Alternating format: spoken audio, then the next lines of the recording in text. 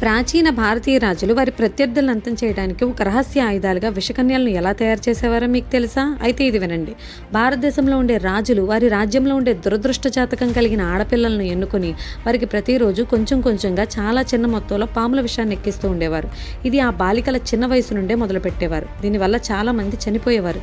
కానీ ఎవరైతే ఈ విషాన్ని తట్టుకుని బ్రతుకుతారో వారు భయంకరమైన విషకన్యలుగా మారారు. వారి శరీరంలోని ద్రవాలు మొత్తం విషంగా మారిపోతాయి.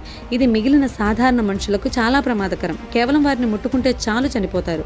దీని వెనుక ఒక కథ కూడా ఉంది. ఒకరోజు రాజా నందాకి మంత్రి అయిన అమాత్య రాక్షసుడు చంద్రగుప్త మౌర్యుడిని చంపడానికి ఒక విషకన్యను పంపించాడు. కానీ చాణక్యుడు వేసిన పథకం వల్ల చంద్రగుప్తుడు బ్రతికాడు. ఆ పథకం ఏంటంటే చాణక్యుడు ప్రతిరోజు చంద్రగుప్తుడు తినే ఆహారంలో చిన్న మొత్తంలో విషాన్ని పెట్టించేవాడు. ఈ విషయం చంద్రగుప్తునికి కూడా తెలియదు. ఇలా రోజు విషాన్ని తినడం వల్ల చంద్రగుప్తుని శరీరానికి విషనిరోధక శక్తి వచ్చింది. దాంతో ఎలాంటి విష ప్రయోగం అతనిపై పనిచేయదు.